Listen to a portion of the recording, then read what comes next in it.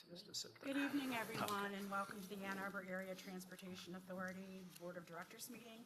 It is Thursday, June 18th, and we do have a quorum present. First on our agenda is to approve the agenda with the caveat that we're not sure about tonight's meeting. It's very packed. We may either have to compact later or remove some agenda items. We'll need to be fluid on that. But knowing that, yes, Deb? Oh, okay. Would someone like to make a motion to approve the agenda? So moved by Susan, seconded by Jesse. All those in favor, please raise your hand. Any opposed? Seeing none, thank you. That was nice and quick. Next is public comment. We welcome all members of the public who wish to address the board. The board will listen respectfully to your concerns without comment. Matters of operational concern will be referred to the CEO for follow-up consideration. In-person attendees, a sign-up sheet was provided at the entry table. If you wish to make a public comment and have not signed up, please do so now. And when your name has been called, please approach the podium. State your name for the record. You will have 3 minutes of speaking time. For our virtual attendees, be patient with us. If you're using your computer, please click the raise hand icon on your screen, or if you're calling in by phone, please press *9. You will be notified when it is your turn to speak. Yes, Deb. Thank you. Did everyone get a chance? Okay, thank you so much. We only have one member of the public speaking, and that is Ms. Delisa Brown.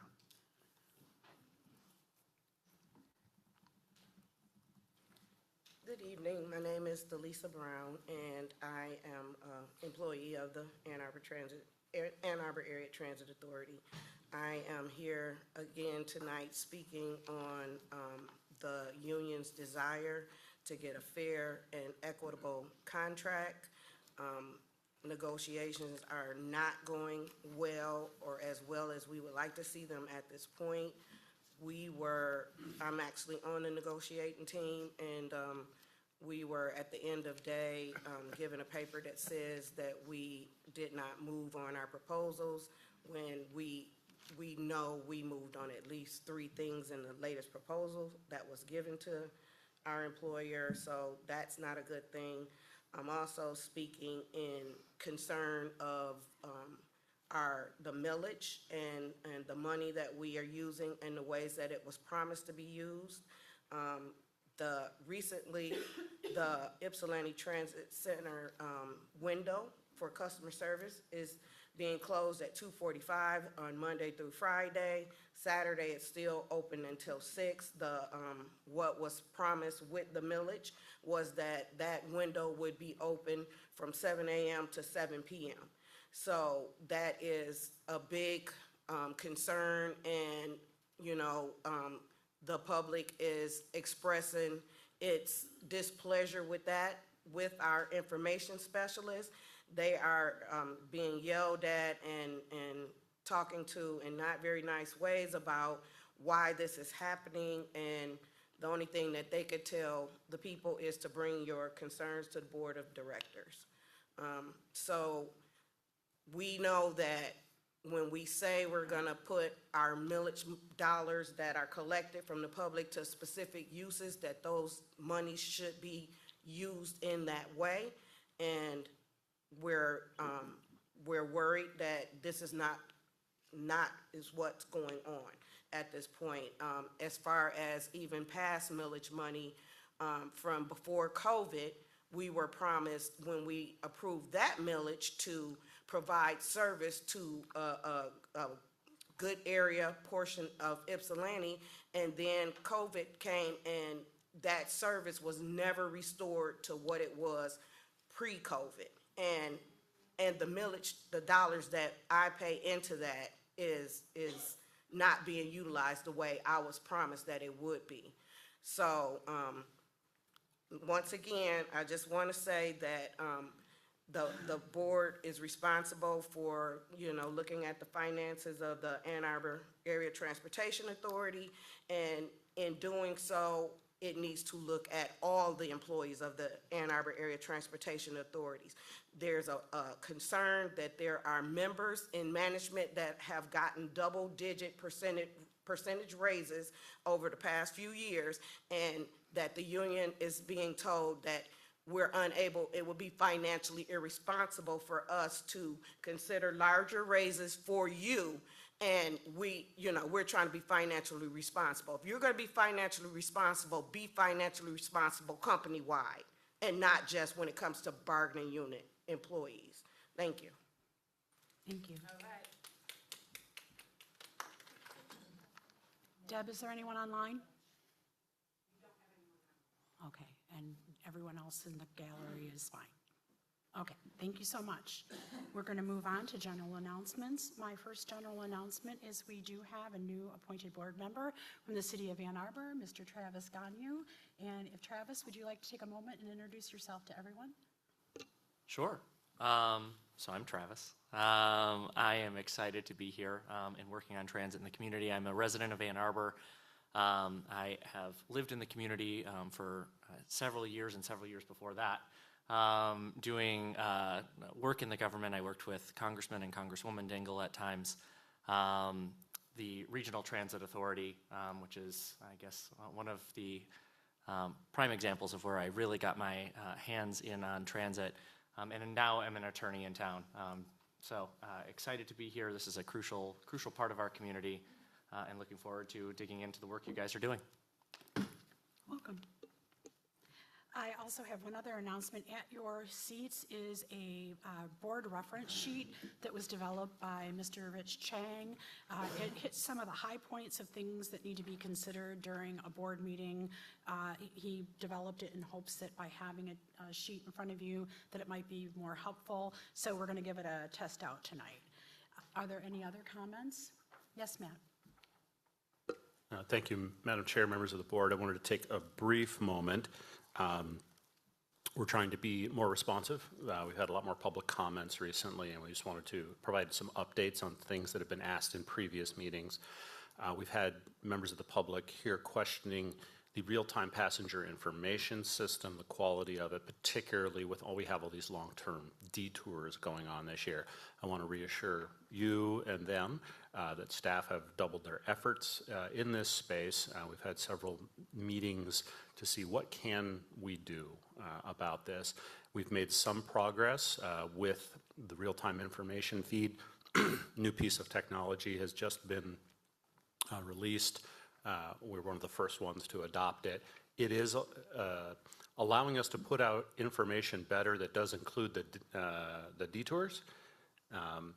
But through this, we've discovered that some third-party apps, like Transit app, the green one, can pick up this feed, although it's a little inconsistent. We've also discovered that Google Transit does not. And in fact, it takes a very labor-intensive process to work with them and manually change things. So we just want to reassure everyone we're working on it. We've heard you. We would encourage everyone to use Transit app and not Google Transit until we can get that one resolved. And then on passenger fares, we've heard, I think, several speakers over the last several months, wanted to reassure everyone the fare study information will be coming to the board. We've promised you a first look at the draft scope of work before that study is commenced. We're still working on that. No decisions have been made in any direction. But we do want to help everyone understand the timeline involved. In some of our offline discussions with the same folks, there's been an expectation that things would happen perhaps tomorrow. How about next week?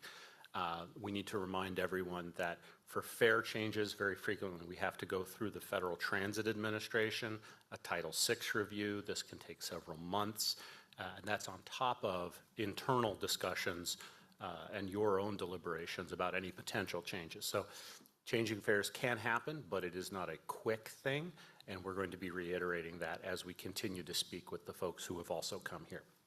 That's it for now, Madam Chair, but going forward, I am going to try to be a little more responsive during these general comment times. Thank you. Thank you. Any other announcements or comments? Seeing none, we will move on to the consent agenda. Would someone like to move the consent agenda? Moved by Jesse, seconded by Georgia. Any discussion on the motion? Seeing no discussion, we'll take the vote. All those in favor, say aye or raise their hand. And are there any opposed? Seeing none, that was unanimous. Thank you so much. We're now going to move on to emergent items. We do have a closed session planned for this evening at the top of the hour here. We need to make a roll call vote to go into closed session pursuant to 8C and 8D of the Open Meetings Act. This closed session is for strategy connected with the negotiation of a collective bargaining agreement. We're going to vote to go into closed session now, and I require a yes or no response. Mr. Mike Alamang? Yes. Mr. Travis Gagnon? Yes. Mr. Jesse Miller? Yes. Ms. Susan Paulet? Yes. Ms. Pravina Ramaswamy? Yes. Ms. Georgia Valentine? Yes. And myself, I am a yes, Kathleen Mozak. Thank you so much, and we will adjourn to the next room.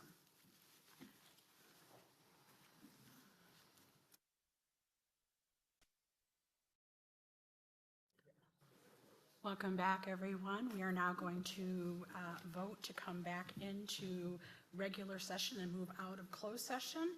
Yes or no response, please. Mr. Mike Alamang? Yes. Mr. Travis Gagnon? Yes. Mr. Jesse Miller? Yes. Ms. Susan Paulet? Yes. Ms. Prafina Ramaswamy? Yes. Ms. Georgia Valentine? Yes. And myself, I am a yes, Kathleen Mozak. We are back into regular session and back onto the agenda. Next item on the agenda is the strategic land purchase of the YTC. That is on page 56 of your packets for people who are following online. The recommended action is that the board authorize the CEO to execute all documents required to purchase and land from the city of Ypsilanti for the new Ypsilanti Transit Center reconstruction project, the YTC project, for the amount of $705,000. Would anyone like to make a motion or have any discussion? Don't have it brought up right now. Do we have a resolution for this? It is a motion, there is no resolution. Okay. It's at the top of page 56 under recommended action. Okay. I just want to make sure that, Okay. that there wasn't a resolution that needed to be read or anything like that. Yeah, I would like to make a motion to purchase the two parcels indicated for the purposes of constructing a new Ypsilanti Transit Center. So moved by Jesse Miller, seconded by? I'll second. Seconded by Ms. Georgia Valentine. Any discussion on this motion? Seeing none, we'll take a vote. All those in favor, please raise your hands. And I'm assuming none opposed because that was unanimous. Thank you so much. Yay.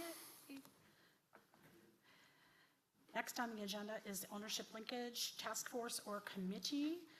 That is on page 90 of your packets.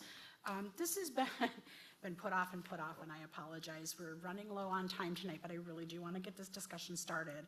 I'm recommending that the board consider approving a new policy, 3.76, to create an ownership linkage committee, replacing the current task force, and or assign ownership linkage directly to the service committee.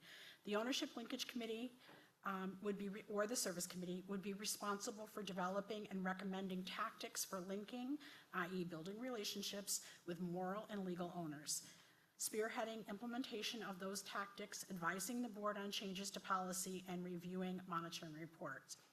A little background, the board currently has an ownership linkage task force that was formed in 2024 to begin the work of connecting the board to both the legal and moral owners of the AAATA. The OLTF has done a fine job in connecting with and creating a regular cadence with the legal owners and will be continuing its work to assess how best to connect with the moral ownership under Board Policy 3.7. Unless otherwise stated, a committee ceases to exist as soon as its task is complete.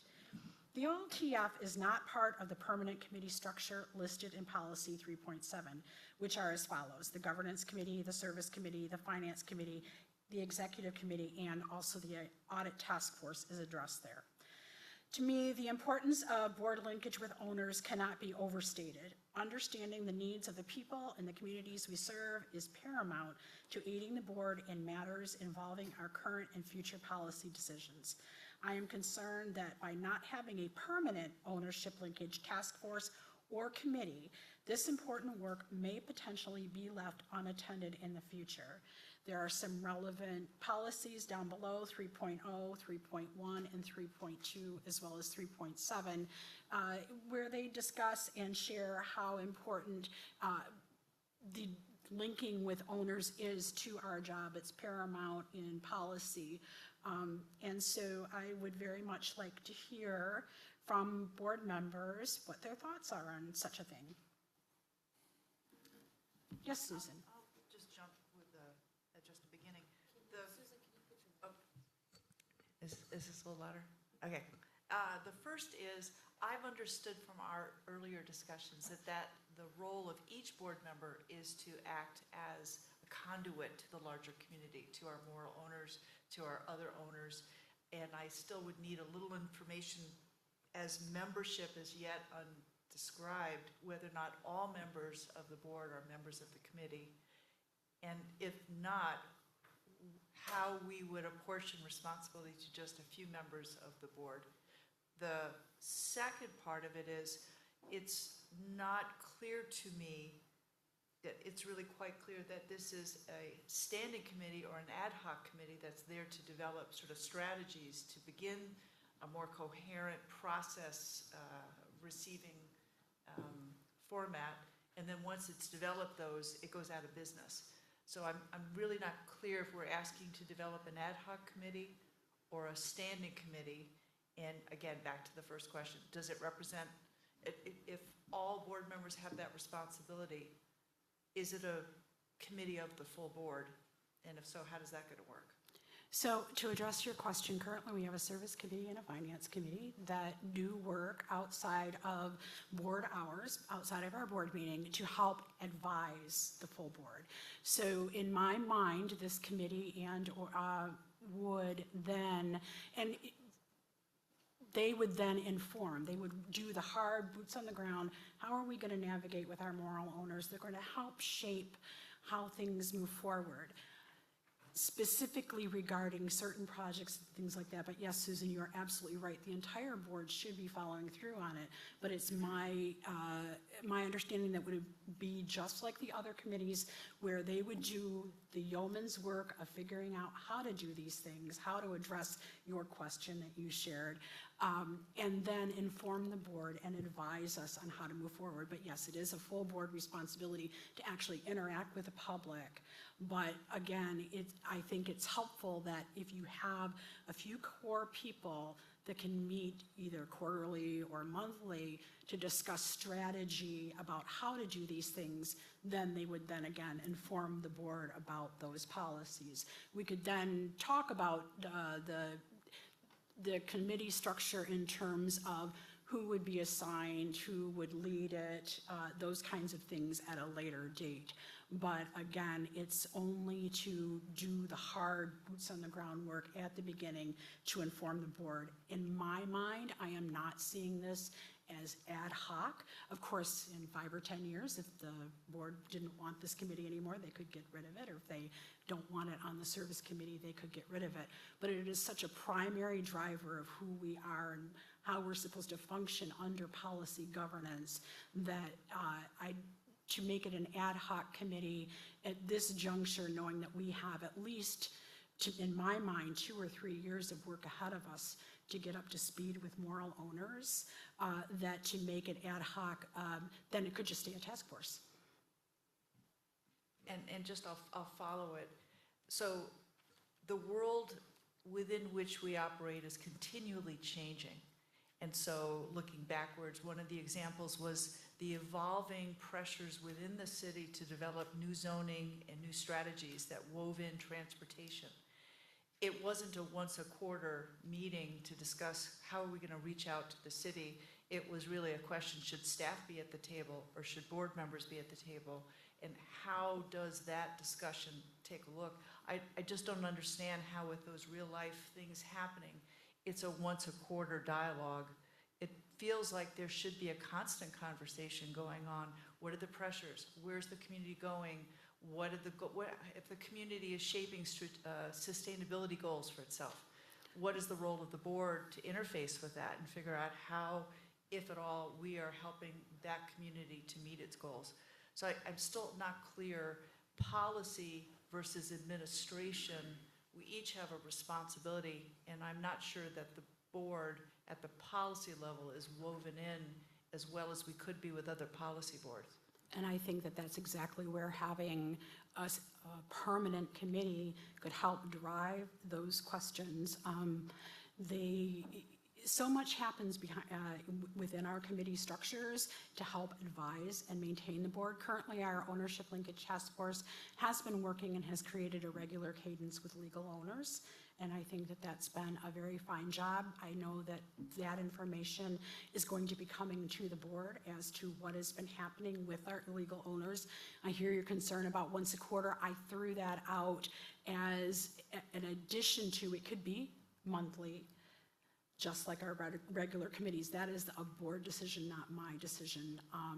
But it could also change in the future if they get working like a well-oiled machine, they may be able to get down to at once every quarter. But in terms of working with our legal ownership and the task force, meeting once a month would be most ideal, but it also all depends on the cadence of our meetings with legal owners. But I know that you, over the years, and all of us have felt a little bit frustrated about what does that really mean? What does it mean that each one of us is a steward of this board, and how do we interact with the public?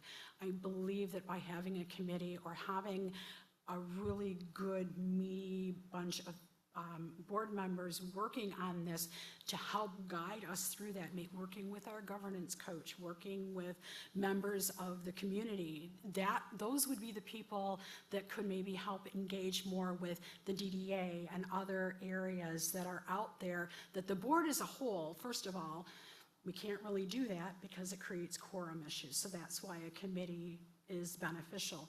It could also help answer your question of what do I do when I'm alone and I'm in a meeting and someone approaches me about X, Y, and Z, you're at a city council meeting or whatever. You would have more information because this committee and or going back to the service committee would be able to help guide us on how we can do that. I guess I'm just really frustrated that we haven't been able to really move forward. You know, we were starting to hit a really good stride just before the pandemic. The pandemic hit and then everything just sort of got dropped. And I feel like if we are really going to serve with excellence, that we have to commit to meeting with and understanding our ownership values and a core group of people performing that function in a way that informs the board and assists the board with their work. I'm not saying, and this is all to be decided, I mean, it could look like the committee gets together and they say, we've created a cadence with this.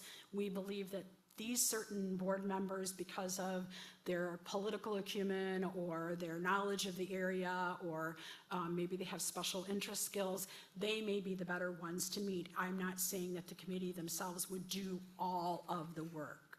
I'm just asking that we not forget the work, and if everyone is happy with a task force, and that is what the board wishes, but again, my concern is 5 years from now, a task force is really only to do the work until it's completed. And understanding what our legal owners and moral owners want in this moment is going to be different than next year and different than the year after that. And so I want to make sure that we don't forget and lose that as we transition through different, because we're an appointed board, we're going to lose membership and gain membership. I don't want that piece of our policy governance to get lost. Yes, Travis. Excuse me for maybe some of my ignorance on some of the conversations that have already happened, but to catch me up to speed, as I'm trying to understand the scope of what this committee would cover, could you help me understand, is it to discuss strategies to inform the board how they should interact with moral and legal ownership? Is it that this committee would be interfacing with the ownership and other stakeholders themselves and then reporting back what they're hearing to the board?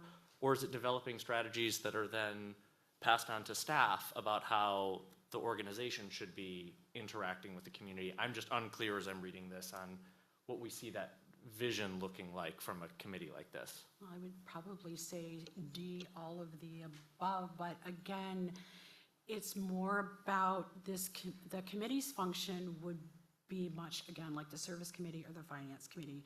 They do the actual behind-the-scenes work of formulating and figuring out, working out what, within themselves, to then be able to bring that work to the board. I don't know what it might look like, who is going to be, who would be on that committee or task force. But as with any board action, the entire board should be taken into consideration. So that would mean that the committee would then have to report to the board and say, this is, we're just developing, right? Let's say you approve something like that. They're just developing. They would come back to the board and say, these are the areas that we think would be best to start. We think we want to start with a moral ownership. Do we do a survey? Do we do a this? Do we do a that? Or do we do an in-person meeting? How are we going to get that done? And they would need to seek board approval. They would not be working just on their own without any input from the board. Quite frankly, right now, the task force has kind of been working behind the scenes, and I really want to be more transparent and have more board input. Did I answer your question? Or did I miss something? No, I think you answered the question. I guess I'm still a little, that way I can look at you while I'm talking. I'm still a little unclear about scope, and it feels like that what I'm hearing here is that maybe the committee is almost deciding its own scope, and that makes me a little bit nervous. And so I'm trying to figure out, again, like a committee that's interfacing with external partners and reporting back to the board is a very different committee than a committee that's brainstorming strategies to talk to the board about how we interface with the community, which is also very different from a committee that is trying to inform what policies might be helpful that are going to be implemented by staff about how to interface with the community. And so I'm just unclear on which of those, because those models don't seem like they can be maybe overlapping, but they're not wholly overlapping. And I'm just a little unclear of what that So if looks I like. might, there is an example of what it might look like, and I'm not looking for tonight to be like a decision. I'm looking at this to be a really good beginning of a discussion. Their products would be, they would develop strategies for the board to increase connections with moral and legal owners. They would help spearhead implementation of approved linkage tactics. Spearhead does not mean that they would be the be-all, end-all. Spearhead just means that they would have to then come back to the board. This is what we've discovered. Meetings with elected leaders, surveying, public open houses, et cetera, and then reporting on any ownership feedback that they might have gleaned as they were doing their work. They would assess the board by pre-vetting some monitoring reports that might be assigned to them that deal with moral ownership and legal ownership. They could also advise on possible changes to policy.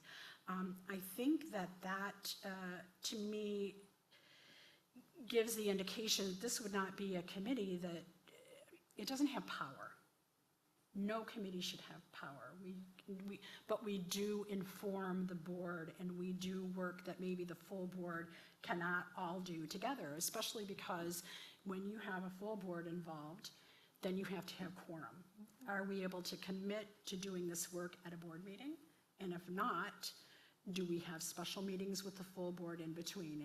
By having a committee, it was my thought that we would help navigate away from concerns like that. In follow-up to this, and I know this is a little bit cart before the horse or chicken and the egg situation, do we have feedback from our partners, like community leaders, moral and legal ownership, about what they would like? If this is supposed to be, and I'm looking at, the products A, B here, and C. it seems like there's going to be like an intake of feedback from community leaders. Do we know what community leaders think about a committee structure versus some other conduit to providing feedback to the board, and what would be helpful for them? Is it a committee that's just relating it up to the full board? Is it some other, I guess, formation? Do we have any of that feedback from kind of our external partners if this is truly going to be the spearhead? Well, currently, no, we don't have any feedback from our communities, but we haven't, as a board, engaged our communities. All of the engagement that we hear from our moral owners comes from reports that come from staff. So when they do, they just did a survey with the public. Then we get that information.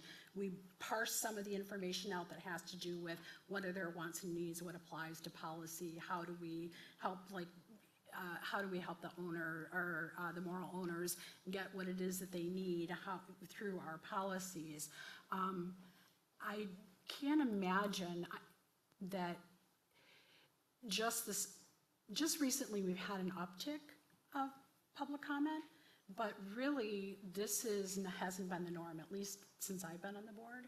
And that's been since 2018. And so we say in our policies that we are the definitive voice on what our owners want. And so I hear your question about, well, what do they want us to do for them? But we can't even begin to do that if we don't assign someone that task to find out. I guess I would challenge that notion and just say, do we need a committee to ask the community leaders for feedback versus, I mean, this board is here, we could solicit as a board, I'm presuming, feedback from our community leaders. We have three legal owners, the heads of each of those city governments. Could you please provide us some feedback as we're considering and send them over this, this proposal? Do you have any feedback on this, or are there other things that, because I think that would be important before we establish a committee to hear back from them if they're going to be interfacing with whatever it is that we create. So if I might, the legal ownership, which is our three, under the legal agreement, that is the City of Ann Arbor, the City of Ypsilanti, and the City of Ypsilanti Township. Last year, we have begun regular cadence meetings with them. Those do take place already. We have not established how do we engage with our moral owners. And that is where the sort of like the fly in the ointment is, at least for me. But it needs to be, I hear what you're saying, and I understand what you're saying. I suppose we're on two different pages in terms of, if you all are happy with the Ownership Linkage Task Force as it is, and you do not feel that it needs to become a committee or be assigned, say, to the service committee, and you want them to continue to operate the way that they are, we can certainly do that. I'm just proposing that, again, so much of our job, our outputs, our outcomes need to come from understanding, and we really aren't there. We're not there. And I should just clarify, as my first meeting here, Of course. I don't know that I'm necessarily saying anything about the task force or how it's working or if that's the most effective way forward. I think my questions stem out of a very high priority that all of our stakeholders should be engaged and should feel engaged, and I think that's an important part of what we do on this board. And it's not just legal ownership. I think that there's moral ownership. I think we have a lot of communities that are in service areas that do not have a member on this board. I think engagement of those communities should be one of our highest priorities, and I think should be a North Star value for us as a board here. So it is not that I am devaluing that as a priority. It's more about trying to solicit more information as I'm asked to make a decision. I don't know if this is teed up for a vote. I think this is just preparation for a vote or discussion on it. But making sure that we have adequate information, particularly from those stakeholders, about what is the most effective structure to be reaching out to that North Star. Mike, you wanted to say something? Yeah, I think we're, in one regard, talking about what comes first, the chicken or the egg here? And I've been on the board a long time too, and this is something we've been wrestling with for many, many years, Travis. And frankly, dealing with, and we have really done very little with the moral ownership, and we're trying to move on to that.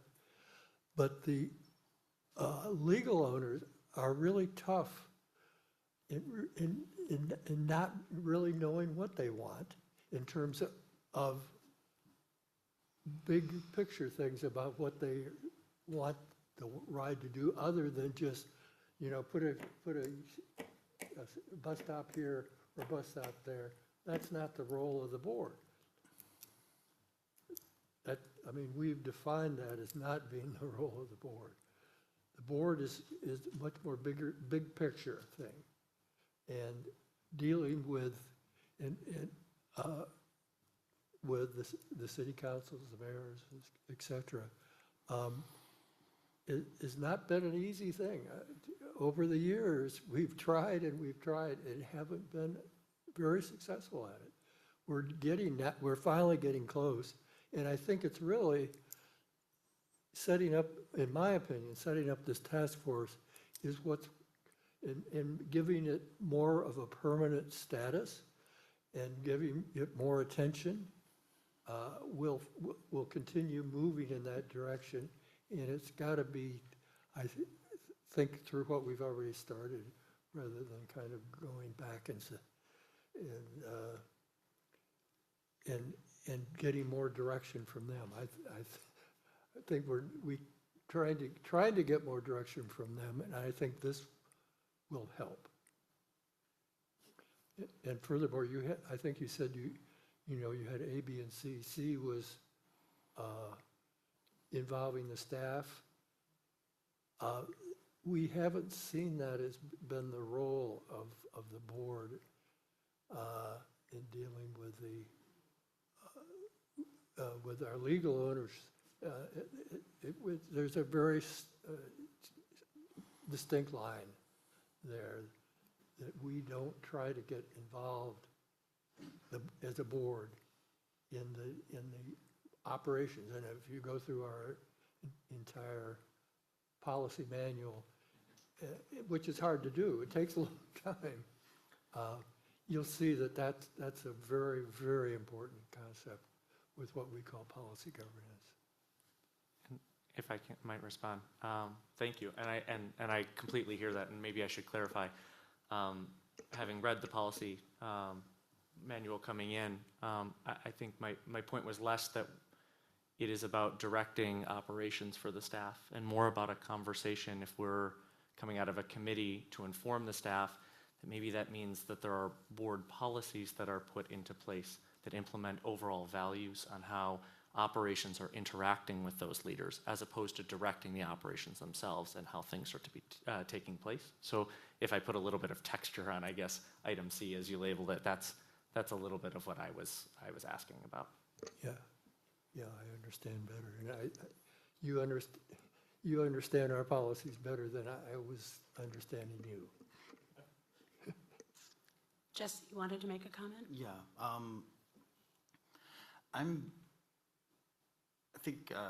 fundamentally believe that linkage is the role of all board members, and that it is that it is ongoing work that all of us need to be doing in order to inform every single meeting that we attend, every single decision we make on monitoring and when assessing policy, that it's not a series of, or not solely a series of discrete events, discrete meetings, or polls.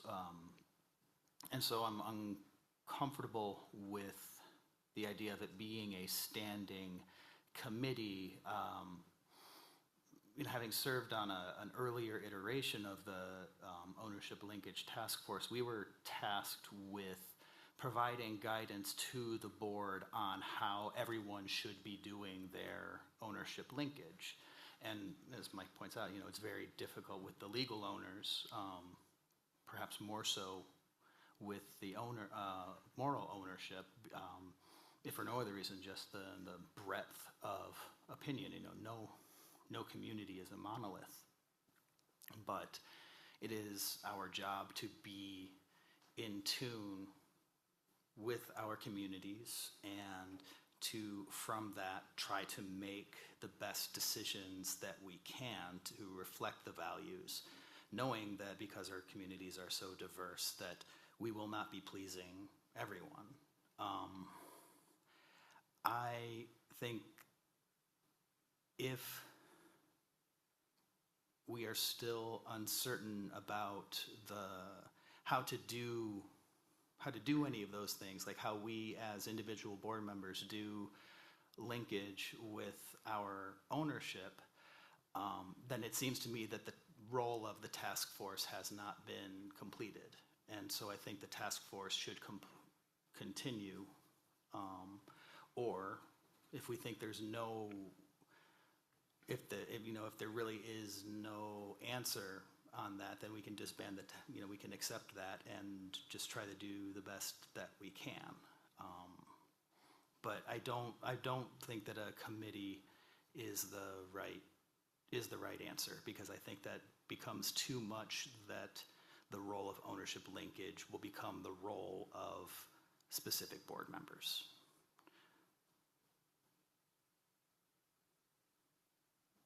Interesting. I need a minute with that, because I'm thinking about the service committee, and I'm thinking about the finance committee. And we are there to do a certain bit of work. And then we come back to the board and say, this is what we've discovered, this is what we're thinking, what do you think? You get to vote, you get to decide. No committee has power. They can't they're not decision-making bodies.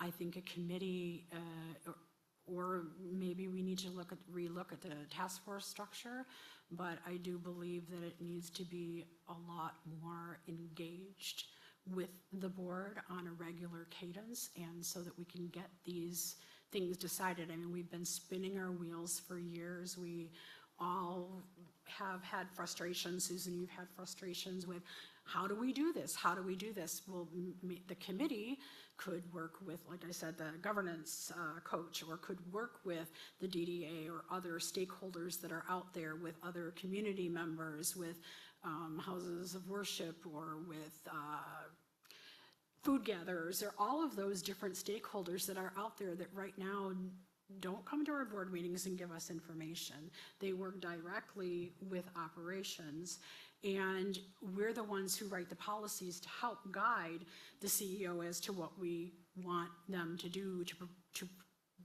put out certain deliverables to our folks. And right now, I just don't think that we have achieved excellence in that.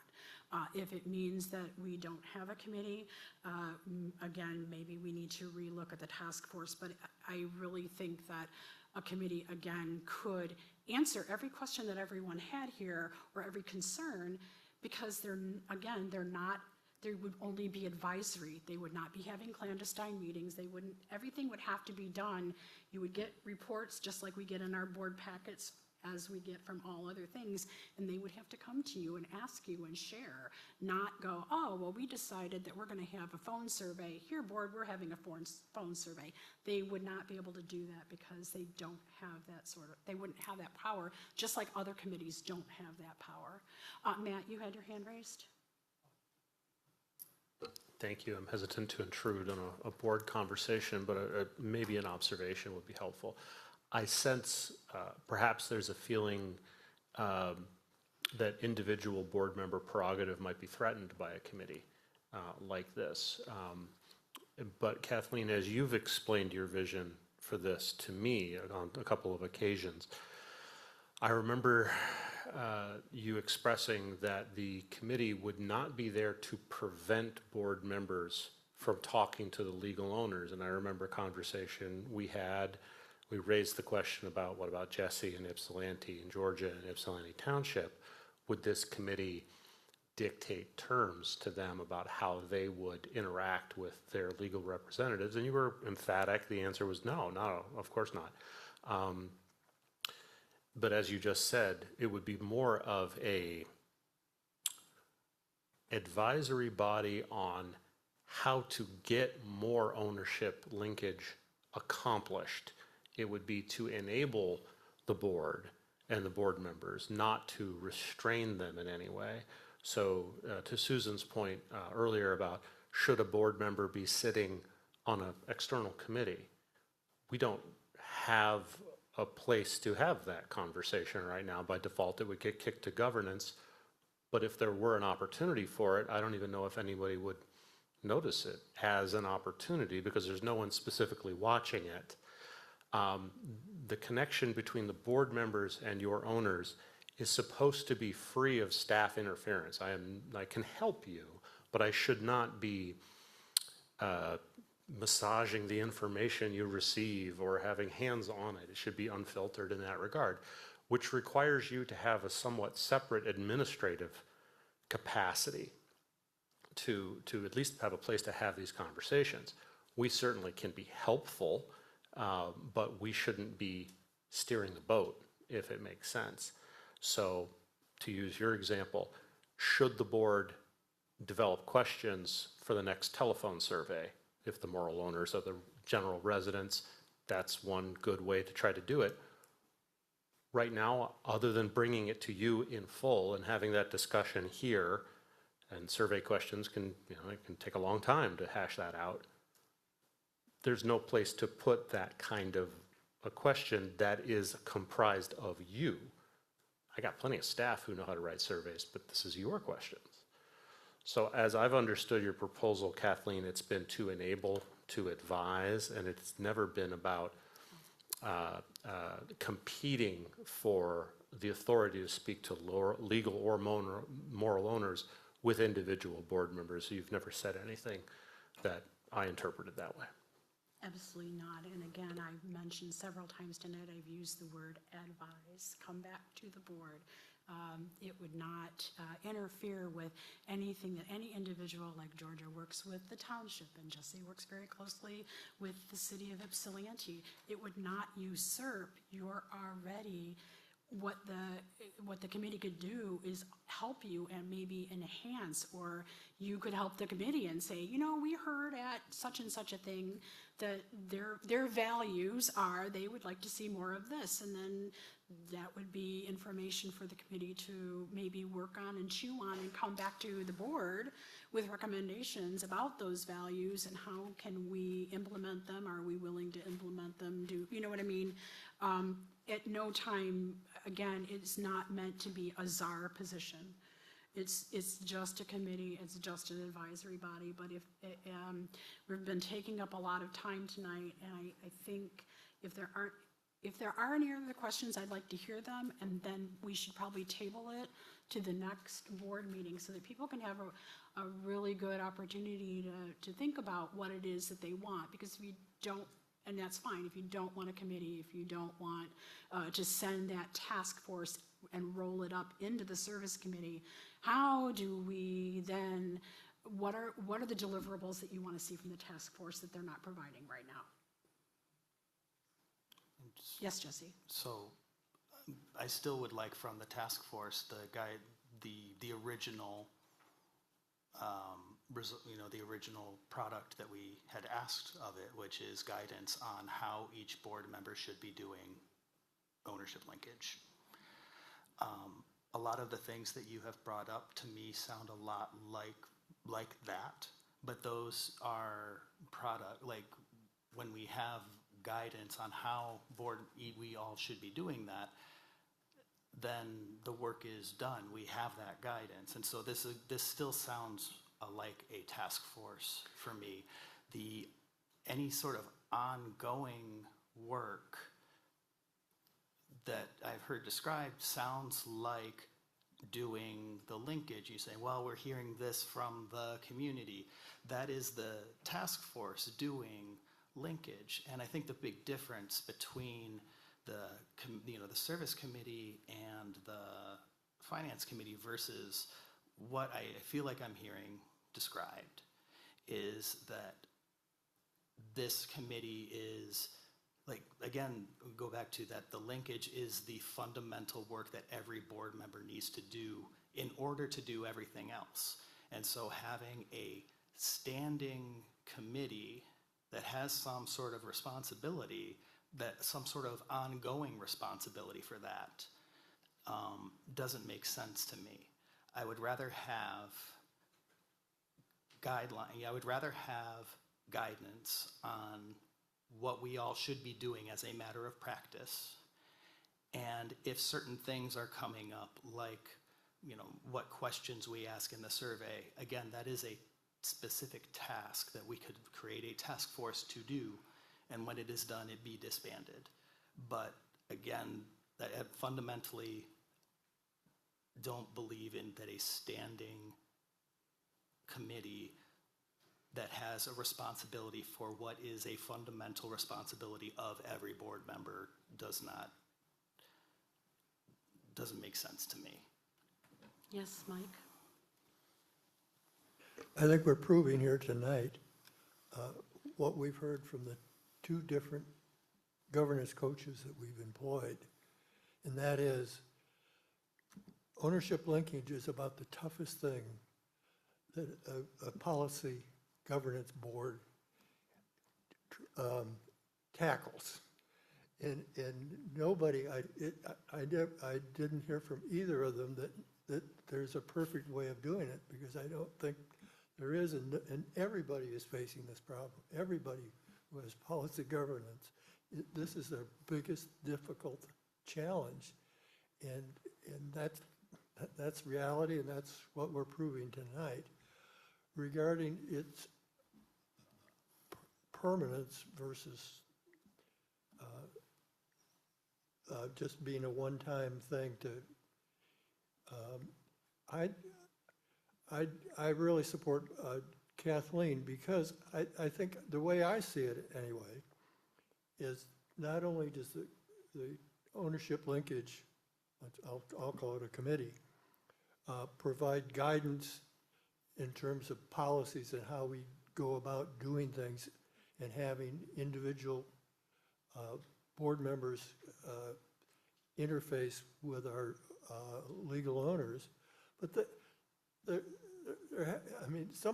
has to be somebody or some group that's driving that going forward. And that's going to be an iterative thing, and facing different issues, and we've proved in the past we're not, just by saying that, well, the board, it's your job to do that, and nothing has happened really. So anyway, it's a terrible, difficult thing that we've got to address, and I think Kathleen's proposal is a good way to try and see how that goes, because we haven't succeeded in doing it other ways, and there's probably no good best way of doing it. And that's been proved across the country according to our governance coaches. It's nobody's happy with it. I think that rings really true from my experience. If it were easy, we wouldn't still have a task force that has been around for years. But also something that you said in terms of the, also kind of made sense to me, and like what drives, what pushes board members to continue that work. But if the linkage is the fundamental work of governance, then I would look to the governance committee for that motivation, for those reminders, because it is a fundamental thing. It's not a service.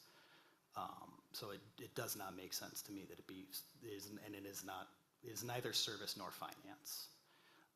But it is governance.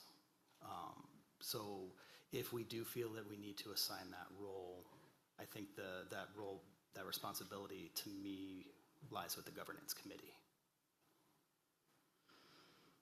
lots of good hearty discussions tonight, very polarizing for some of us. I'd like us to be able to take time over the next month to think about this, to revisit it. But I really appreciate everyone's feedback. Thank you. There are no more discussions, correct? All right, thank you, everyone. We're really running late on time. I apologize. We were going to move on. Dina, you had mentioned that possibly, let's go ahead. Next on our agenda is the monitoring governance process policies. As a matter of appetite, I'm trying to figure out how to squish our agenda down.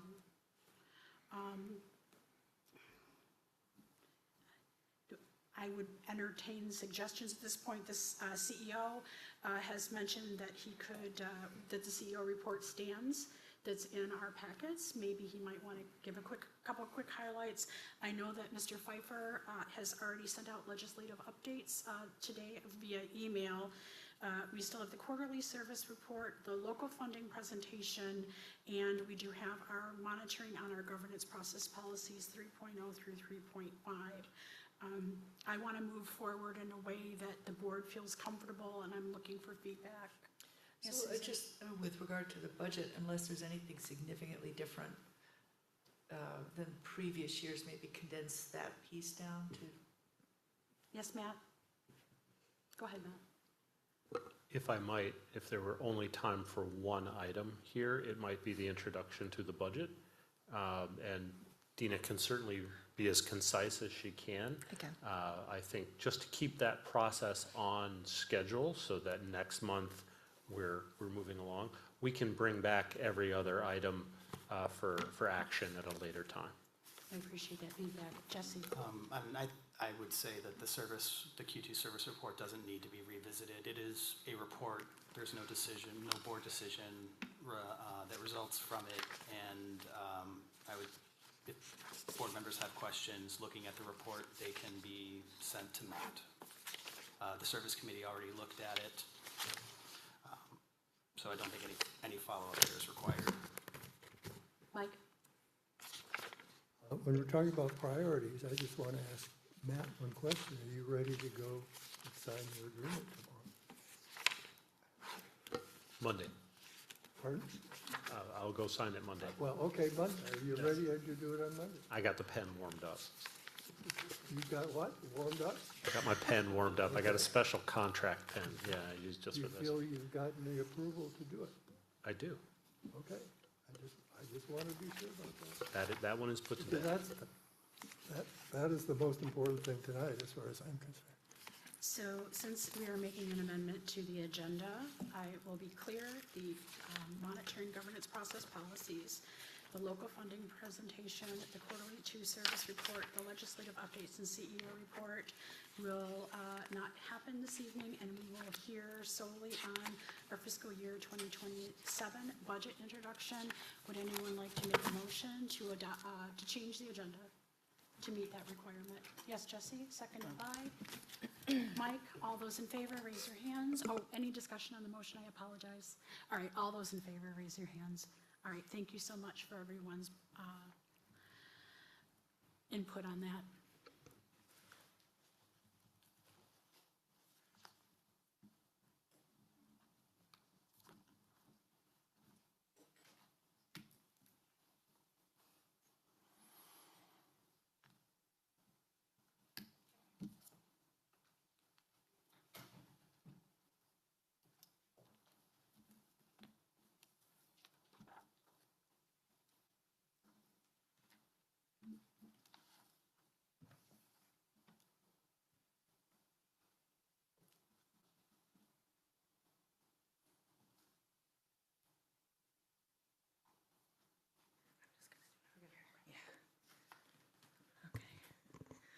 Good evening. Bear with me a little bit. I've got some slides I already started crossing off. So in your packet, you have the complete presentation I was going to give tonight. I can skip through some of the slides and you can review them at your leisure. Some of the slides just give a little more detail and information. I'm certainly able to answer questions now or later, so don't feel like it's your only opportunity. And we will have, as I'll discuss in the timeline, many other opportunities throughout the budget process. So with that, I will get started. This is the basic agenda I'd planned for tonight, and I will go through just a brief introduction about the board's ends in alignment with that, a very brief review of the operating budget, and a very brief look at the capital budget. So to start, the most important thing I think is to share with you that we focus on that we look at the budget in context of starting with the board's ends, where our goal is always to make sure that there is proper funding and planning for meeting the board's strategic goals. From there, we develop a business plan, and that business plan obviously includes a long-range plan, shares values and principles, and then boils it down to a specific purposes that we're trying to focus on, both in the next fiscal year and multiple years to come. So the budgets will be aligned with the business plan, which are also aligned with the board's strategic goals. And then once the budget is approved, it's on to execution. So the annual budget is there for us. We provide services and we complete projects as presented to the board. This is a little more detail. This really just outlines the board's ends. I'm going to skip past this for the sake of time, but it's in your packet just so you can kind of reference it later. Additionally, I'll skip through this pretty quickly. Again, this is how we focus our priorities in the business plan. So again, board's ends start. We focus on excellence in service delivery, attract new riders and increase ridership, and agency-wide continuous improvement. A little more detail about the board's ends. The only thing I'll point out here is that we start with policy 2.4. We will provide information regarding these policies throughout the budget process. We will make sure that the budget process meets all of the requirements set forth in these policies. You can see there's some cascading effect here, and I'm not going to go through them all, but I wanted you all to be aware of all of the different policies that guide our budgeting process. Budget timeline. So we start the budgeting process. It's more of a year-round process, truthfully, but the board gets really active in looking at the next fiscal year in the May-June timeframe. That includes planning for the corporate business plan and working with staff directly on departmental budgets and to start with an initial budget. These salmon-colored boxes on this are really to show how involved staff is throughout the process.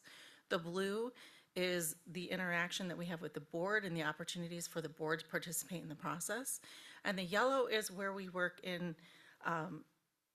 with the public. So you can see how interactive the budget timeline is. Our fiscal year starts on October 1 and ends on September 30th. So we'll be looking for approval of the budget in the September 17th board meeting. But along the way, we will provide additional detail on the budget throughout all of these months. So this is just the beginning. Just to start the introduction, these are the high-level highlights about the budget.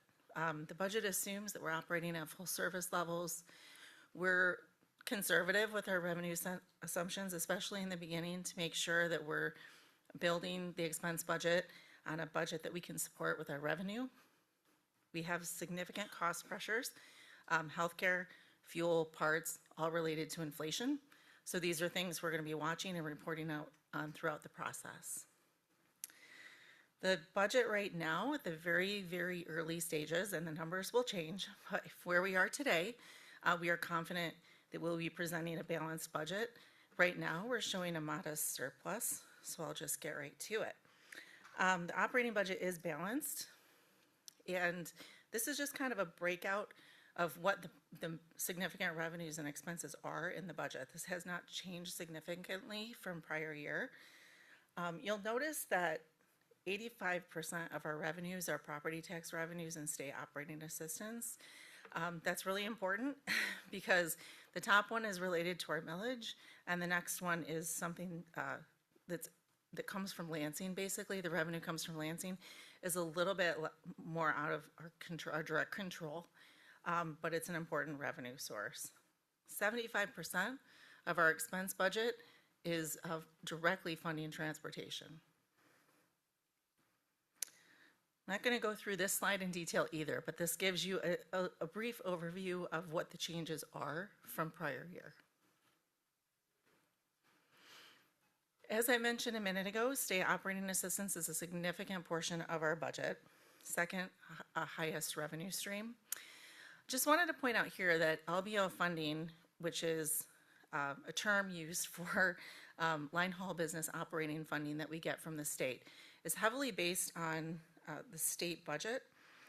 This is a depiction of how much revenue is generated at the state level since 2013 to fund the LBO funding to transit. The bars is the total revenue. The line is the percent that we get.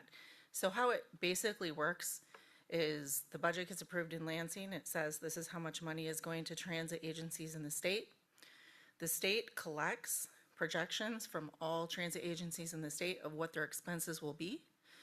They take the revenue, they divide it by the expenses, and they say this is the percentage we can provide all transit agencies in the state. Our current budget at the initial phase right now is right around 28%. That number came from Lansing. We expect that number to change, and we will change it as we go through the budget process. But changing that number by just a small amount changes our revenue by millions at a time. So 1% is about $1.5 million. So it's a big number that we watch. Current indications are that things are going well in Lansing on transit, so we may have an upside on this, but right now this is the number that we were provided, so that's what we start with. As I mentioned about cost pressures, not going to go through this in detail for the sake of time, but I did want to share with you. You can see on the left-hand side, the blue line has been our fuel prices throughout the year, this fiscal year. So what our current assumptions are in the budget is more on the right-hand side, and that's based on EIA short-term energy outlook. We have built into the budget right now that we expect to spend something close to what we're spending now on an average throughout the year. And so we just want to share that assumption. That assumption will get readdressed likely throughout the budget process because it is such a significant cost to us. You can see the impacts there on the bottom, and I'm happy to answer any questions about that as we go through the budget process. Just to touch on capital a little bit, so we normally wait a little bit longer to touch on capital, and I'm happy to say that we've moved things along a little bit this year to give you a little bit of a glimpse on our capital budget earlier in the process. We typically manage our capital budget based on priorities. We generally start by making sure we have funding to maintain existing services and assets, as is demonstrated on the left-hand side. We have to comply with state of good repair requirements as set by the FTA. So that's the most important thing, is that we can maintain the assets we have. So that's where typically a majority of our formula funding goes, and that's what our focus tends to be. The second area of focus is making things better and exploring new things, which result in value-added projects. And then the third thing is expansion or doing more things. You'll notice, those of you who have been here for a minute, will notice that the expansion of services bucket is growing. That's because of the YTC. So as we start to plan we expect to be able to start construction next year, we plan for expansion of services to be around 40% of our capital spending.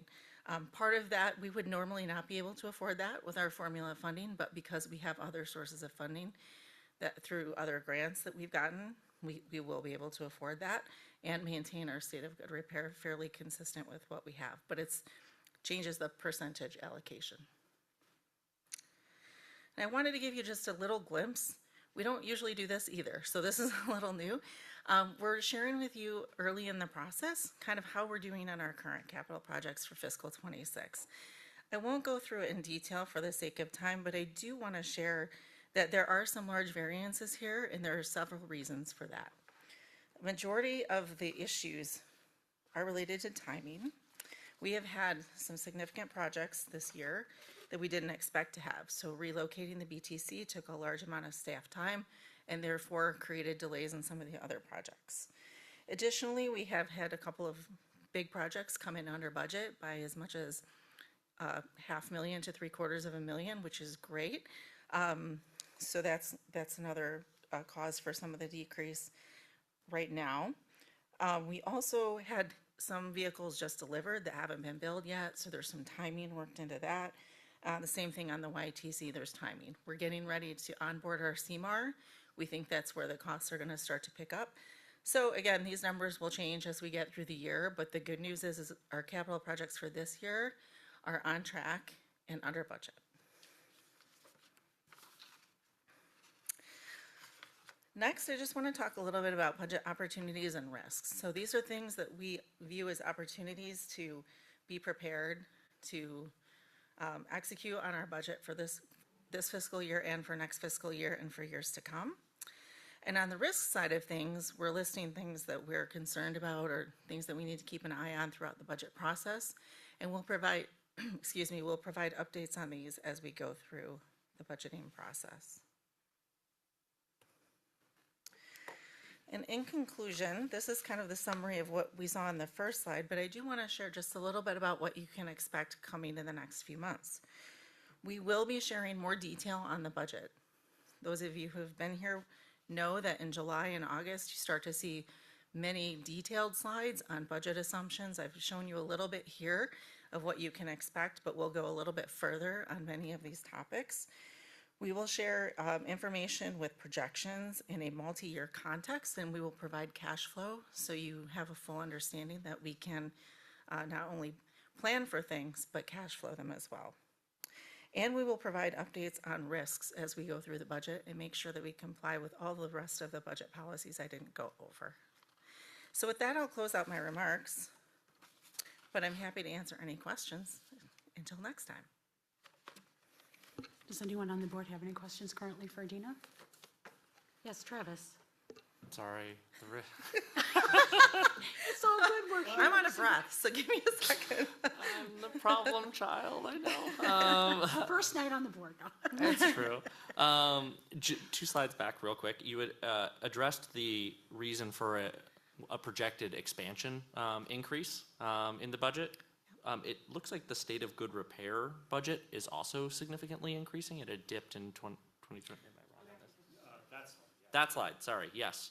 So it's up to the 1972 or 792 up there. So it looks like it dipped 2026. Now it's back up to even before 2025. What accounts for that state of good repair increase? Great question. Typically, what happens here is we have different levels of buses. This is the biggest thing in the state of good repair category.